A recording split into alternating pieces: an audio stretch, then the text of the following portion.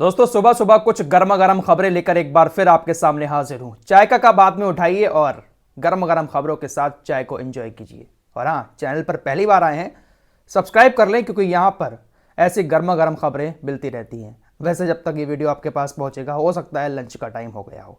फिलहाल खबरें सारी बहुत गर्मा गर्म है, बहुत बड़ी हैं। आराम से बैठिए और सुनिए। छोटे से यमन को रोकने के लिए दुनिया की सुपर पावर बड़ी बड़ी शक्तियां समुद्र में उतर चुकी हैं। यहां से आप अंदाजा लगा सकते हैं कि कमजोर कौन है और ताकतवर कौन है। यमन छोटा है लेकिन ताकत इतनी है कि बड़ी बड़ी शक्तियां समुद्र में उतर गई हैं उसको रोकने के लिए। अब देखिए, कल आपको खबर बता चुका हूं सारी कि क्या क्या हो रहा है, लेकिन अब खबर आई है, ब्लूमबर्ग की रिपोर्ट है कि ये जो देश हैं बड़े बड़े, ब्रिटेन, अमेरिका, इजराइल, जो उतरे हैं समुद्र में, ये हमले का प्लान बना रहे हैं। एक साथ सारे देश यमन के हूतीस पर अटैक करेंगे। इसका प्लान इन लोगों की तरफ से बनाया जा रहा है। ब्लूमबर्ग की ये रिपोर्ट सामने आई है। लेकिन ये नादान भूल गए हैं कि यमन को हराना इतना आसान नहीं है। अमेरिका लगातार यमन के लोगों को पिछले 9 साल से मार रहा है। एक रिपोर्ट के मुताबिक अमेरिका ने इतना ज्यादा गोला बारूद यमन के ऊपर गिराया है कि 9 साल में तकरीबन 30,000 लोगों की मौत हो गई है।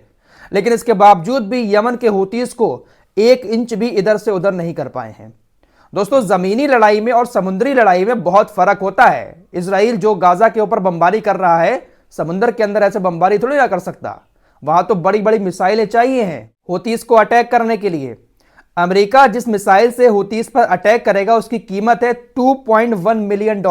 अमेरिकी अधिकारी के मुताबिक इस वक्त समुद्र में अमेरिका का जो युद्धपोत मौजूद है, जिसके ऊपर यमन ने कई बार ड्रोन से हमला किया है, तो एक ड्रोन को मारने के लिए अमेरिका जिस मिसाइल का इस्तेमाल कर रहा है उसकी कीमत $2,000 की है। और अब तक अमेरिका ने लाल सागर में 38 उड़ने वाली चीजों को रोका है। तो आप सोच सकते हैं कि कितना भारी भरकम खर्च यमन के हूतीस अमेरिका का करवा रहे हैं। पॉलिटिको के अनुसार अमेरिका हूतीस के ड्रोन को रोकने के लिए जिन मिसाइलों का इस्तेमाल कर रहा है वो बहुत ज्यादा महंगी है। इसको लेकर अमेरिका बहुत ज्यादा चिंतित है, क्योंकि इसकी वजह से अमेरिका के ऊपर खरबों रुपए का कर्ज भी हो गया है। तो आसान थोड़ी है जंग लड़ना।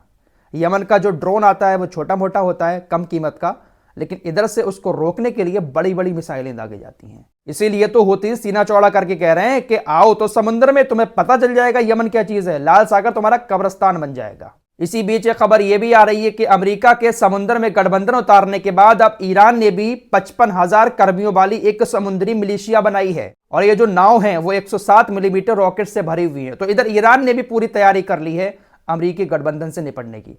दोस्तों, ये कोई सुपर पावर नहीं है, ये सिर्फ और सिर्फ भौकाल इन्होंने दुनिया में मचा रखा है कि हम ऐसा कर देंगे वैसा कर देंगे। लेकिन सिर्फ इनकी औकात इतनी है कि अगर डटकर कोई सामना इनका करे ना तो ये दुम दबाकर भाग जाते हैं, जैसे अफगानिस्तान से भाग गए। दोस्तों, जब बात आ गई है तो 1 मिनट अपने देश की गोदी मीडिया और अपने देश के कुछ लोगों से एक बात कहना चाहूंगा। इन लोगों को ऐसा लगता है कि इजराइल और अमेरिका जैसे देशों की सेना किसी देश के पास नहीं है। जितनी ताकतवर सेना इन देशों के पास है, दुनिया की किसी देश के पास इतनी ताकतवर सेना नहीं है। इजराइल की सेना कितनी ताकतवर है हम इस जंग में सब कुछ देख चुके हैं। अरे ना समझो, इससे लाख जगह बेहतर और लाख जगह ताकतवर हमारे देश की सेना है। इजराइल के जो सैनिक हैं वो सिर्फ और सिर्फ बेगुनाह लोगों को मारना जानते हैं। हमास का सामना किसी से हो ही नहीं पा रहा है। लेकिन हमारी जो सेना है, कंपेयर कर रहा हूं मैं अपनी सेना से इन लोगों को, लेकिन इनकी औकात नहीं है हमारी सेना के बराबर भी खड़े हो सकें।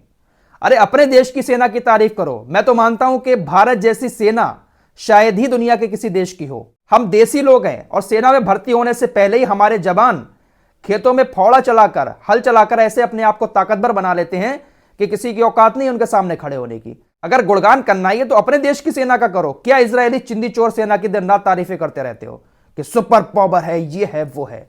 अरे सुपर पावर हम है, हमारी सेना है सुपर पावर। खैर, टॉपिक पर वापस आते हैं।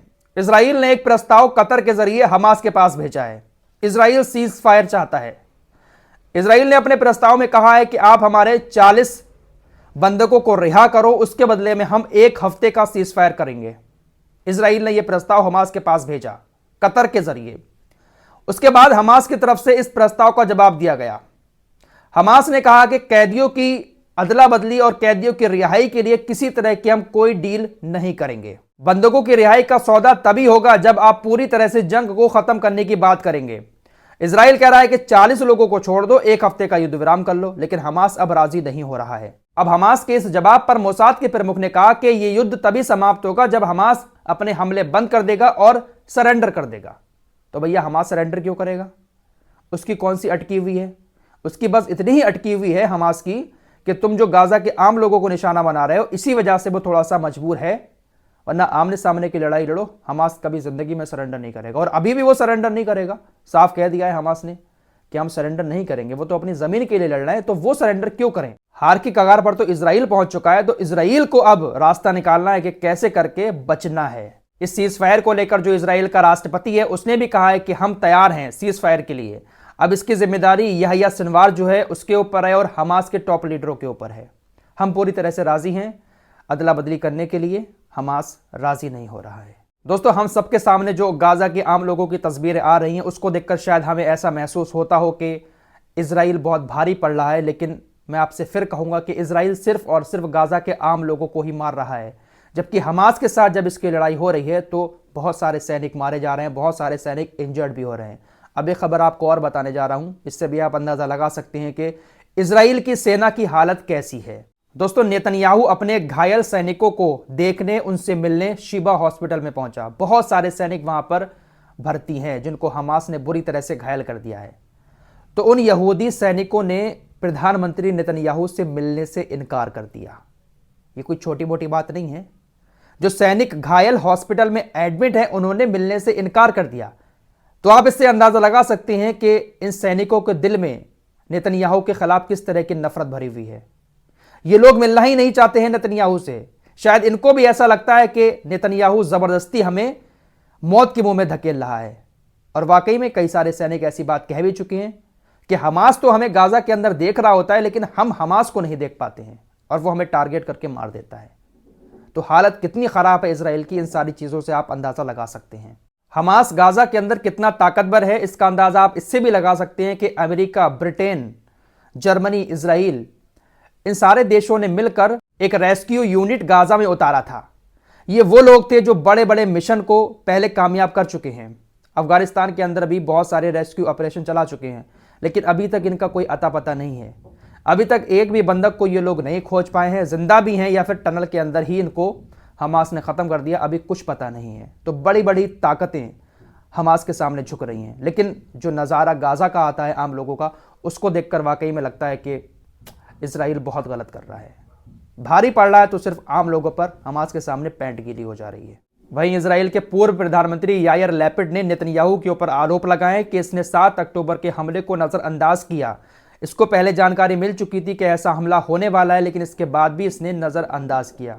इनको लगता था कि हमास कहाँ क्या कुछ कर पाएगा, पहले कुछ नहीं कर पाया तो अब क्या करेगा, लेकिन इस बार हमास ने पूरी तैयारी के साथ हमला किया था। तो फिलहाल सुबह सुबह की ये कुछ गर्मा गर्म खबरें थी जो आपके सामने रखी। चैनल पर पहली बार आए हैं, सब्सक्राइब कर सकते हैं।